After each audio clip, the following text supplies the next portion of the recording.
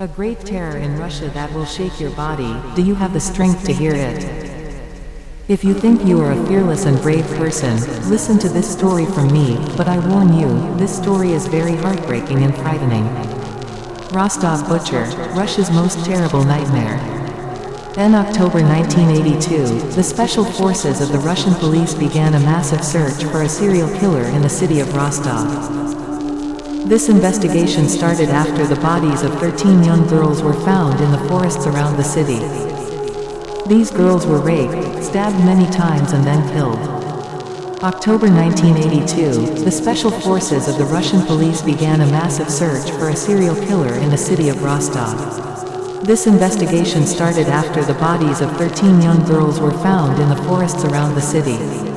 These girls were raped, stabbed many times and then killed.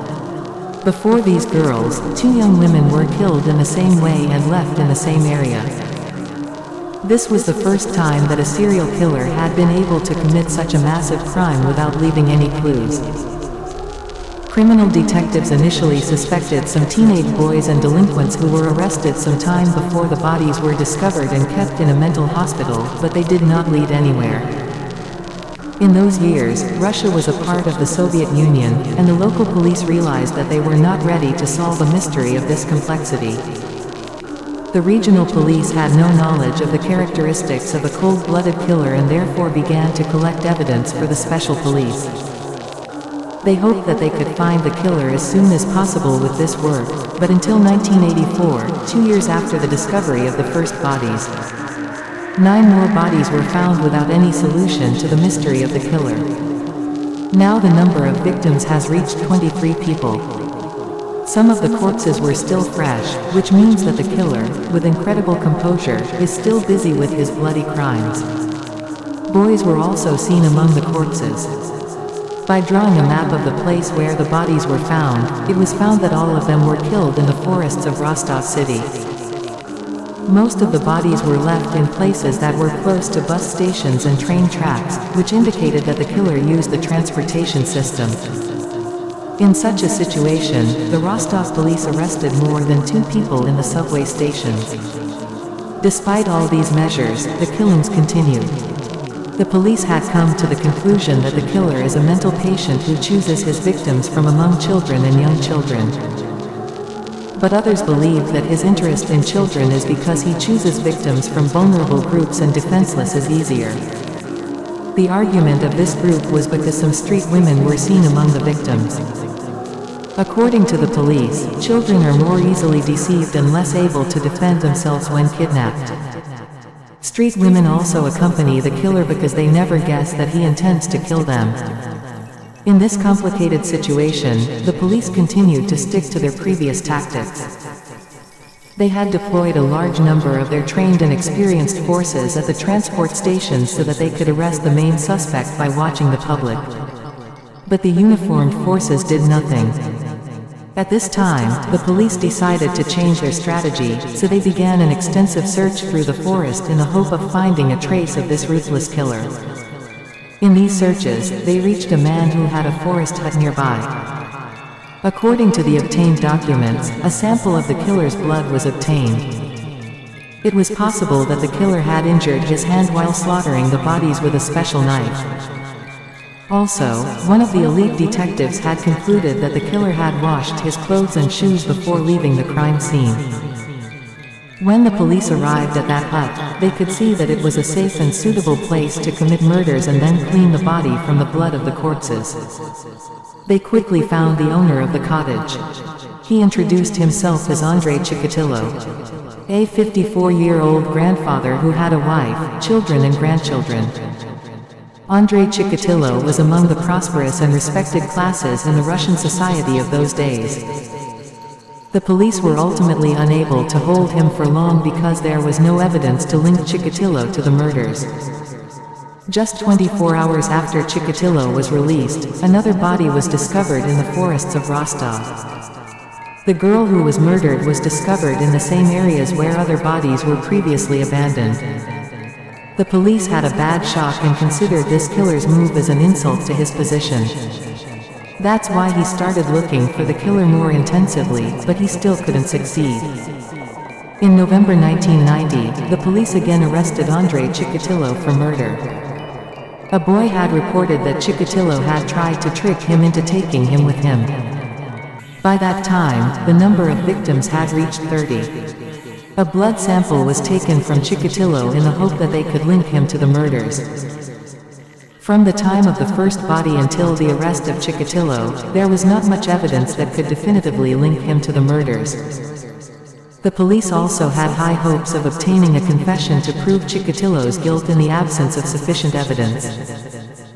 One of the criminal experts believes that the Russian society was influenced by the Crime and Punishment novel by its great author, Dostoevsky. In this novel, the use of the confession system was depicted as beautifully as possible, and for this reason, even the police were interested in acting like the policemen in Dostoevsky's novel, who were able to uncover the secret of the murder of an old woman by getting a confession from Raskolnikov. They began to interrogate Chikatilo one after another, but because they did not get any results, they took another approach and turned to psychologists. The Department of Criminal Psychologists of Russia began to delve into Chikatilo's past in order to better analyze the sick mind of this ruthless killer. Among the psychological techniques, the techniques of the famous psychologist Alexander Bukanevsky in his research were very different from the way of police interrogation. He believed that the accused should not be treated like an enemy because this method helps to keep the accused's closed guard from opening. His technique worked, and it wasn't long before Chikatilo started talking. He told sickening stories of his sexual perversions that shocked the police, after which he confessed to the murders. The police had come to the conclusion that they were dealing with a cold-blooded killer who enjoyed his sadistic habits. Chikatilo had tortured and killed more than 30 children and women with these evil habits in 12 years. Chikatilo then began simulating his murders. In these simulations, he showed police officers how he tortured and then killed his victims with incredible composure. Although the killer had confessed to 36 murders, the police believed the number of murders was up to 70 because many victims had been discovered in the same way Chikatilo had described in his simulations. In his confession, Chikatilo had given many details to the police about how to deceive the children, how to tie their hands and feet, and then how to torture them. They began gathering more evidence to link him to other victims he refused to take responsibility for.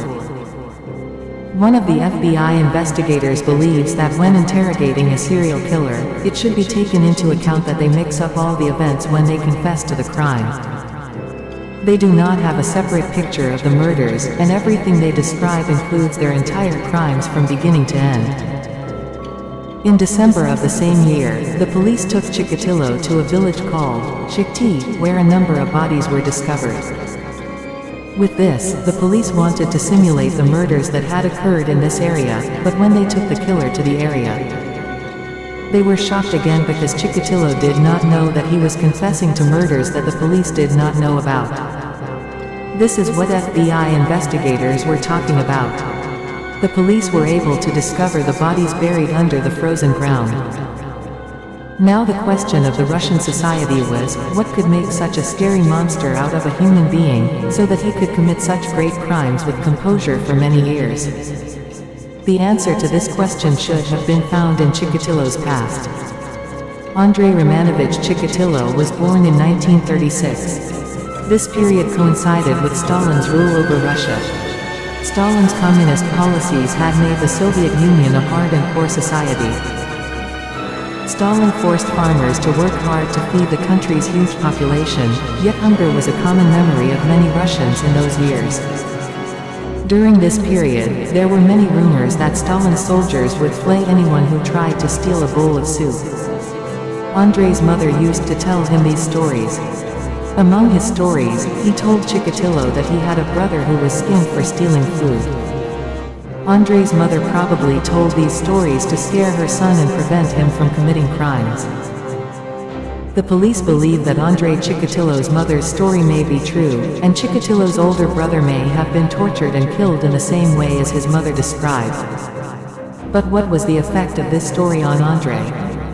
He changed this story in his mind in another way and created mental fantasies about torturing others for himself. Andrei's teenage years coincided with World War II. At that time, his father goes to war to fight the Nazi forces, and Andrei lives with the rest of the family in a makeshift forest cabin. In the same years, he sees how his mother is raped by some German soldiers who advanced in the woods. Chikatilo's fate does not end only in this life full of sorrow. His father is captured during the war and it takes him 5 years to return home, and even when he does, nothing pleasant awaits him. Russia has suffered many hardships as a result of the World War. This worn-out soldier is forced to start working in the frozen fields in order to support his family, and these hardships affect Andrei's damaged spirit more than ever. However, according to one of the psychologists, he was a smart person who was able to improve his position. Andrei became a member of the Communist Party in his youth, but he was not successful there either. The other boys despised him because they had noticed that Andrei had strange feelings for younger boys. To cover up his sick feelings, he meets a young woman, but the humiliations continue because she realizes that he is a weak man. This inability makes Chikatilo's image as a respectable man tarnished, and many rumors spread about him, something that affects his whole life. In such dire circumstances, Chikatilo decides to gain respect for himself in another way. He participates in the exam of one of the prestigious colleges in Moscow in order to enter the educated society, but he fails here as well. In 1963, Chikatilo's young sister got married. This sister is considered Andrei's closest friend, and her marriage will give him a bad blow. He decides to marry to make up for his emotional separation from his sister and chooses a young woman who worked in a coal mine to marry. According to his wife, Andrei was an unnatural man who could not establish a proper emotional connection with her. However, a year after their marriage, their first daughter is born. All these years, he keeps trying to be able to take the university exam again and finally succeeds. When his second child is born, Andrei finally gets his engineering degree and their life in the communist Russian society takes on color and prosperity. Andrei Chikatilo can finally present himself as a respectable man in society. A man who owns a family, has a university education and is able to provide for his family well. His marriage, his children, and his membership in respectable Russian society are well covered so that no one can see the other side of Andrei. A few years later, he is hired as a teacher in one of the prestigious colleges and is very interested in seeing the respect he has earned in this school. But soon he realizes that the young students do not take him seriously and mock him in secret. Do his students call him the deer? Deer is considered a great insult in Russian culture. What's worse is that Chikatilo realizes that he has an unbalanced and sickly instinctive feeling towards his young students. In these years, he is accused of trying to deceive young students and forcing them to do immoral things. In 1974, Chikatilo was expelled from school because of this issue, but in order not to lose his reputation, he was transferred to another school and kept silent about his immoral actions. One of the policemen involved in the Chikatilo case believes that the silence about the 9 Chikatilos was probably because they were not even ready to believe it. Chikatilo and his family go to Shikti, and he starts working in a new school. His wife finds out that her husband was transferred from the previous school due to some unspeakable problems related to the children. But she forgives him because Andrei was the responsible man at home. This time, Chikatilo acts more cautiously and builds a personal and secret cabin in the forest for his black and secret life. A place that is far from the reach of awe, which is considered a suitable place to commit his crimes. In the city of Shakti, Chikatilo is known as a family man. Someone who has devoted his whole life to his wife and children, but this is nothing more than a lie. In 1978, a 9-year-old girl disappears in Andrei's neighborhood. Chikatilo later confesses that he tricked the little girl with a piece of chewing gum, something so rare in Russia in those years that every child trusted others to get it. Chikatilo takes the child with him and takes him to his hut and kills him after killing his evil desires. This murder marks the beginning of a long and terrifying journey that continues for more than a decade. He throws the body in the river. After the discovery of the body, the police search the area to discover the murder and arrive at Andrei's hut, but in the subsequent investigation, they find out that he is highly respected in Shakti. So they lead their investigation to a man from the same area, who unlike Andrei, he had a bad history of abusing children and was even imprisoned for that. The man in question confesses to the murder under the pressure of the interrogators and is executed shortly after. This makes Chikatilo confident that he can commit more murders. However, he waits for 2 years. Soon after, he is hired to work in an engineering institute, a place that allows him to travel to different factories for his job and on the other hand provides him with the opportunity to hunt his victims from places far away from where he lives. In 1981, Chikatilo once again tried to steal a 7-year-old girl, and a little later another person and the next murder occurred. He eventually becomes a serial killer, the likes of which Russia has never seen before. By 1983, Chikatilo gained more confidence to kill. While the police are searching for his imaginary killer in the transport stations, he murders 23 people in the most brutal way possible. Chikatilo is also one of those who are called to the police department for preliminary interrogations in the same year, but again, the respectful mask on his face deceives the police. One of the mistakes of the police is that they were looking for criminals with a preconceived mentality, and for this reason, they focused all their attention on bad criminals and poor workers. And in this way, Chikatilo, even with evidence such as the similarity between the time of the murder and the time Chikatilo's presence in the area, he should not be considered a suspect. When the police are unable to unravel the mystery of the murders, they ask the FBI for help. They know that their colleagues in America use psychological techniques to find out the psychological characteristics of the killer. So he chooses the same way. Alexander Bukhanovsky is the one who is chosen to help the police. For months, he spends hard time studying documents and articles written by American psychologists to identify a serial killer, and this work finally causes Chikatilo to be trapped. Finally, 2 years after his arrest, Chikatilo is accused of murdering more than 50 children and his name is known as the Butcher of Rostov. In the face of video cameras that appeared in his courts, he shows unbalanced behavior to say that he is insane. But the police are not fooled by Yao's behavior because psychologists have already said that these cruel murders that are carefully planned and they are hidden, it cannot be the work of a madman.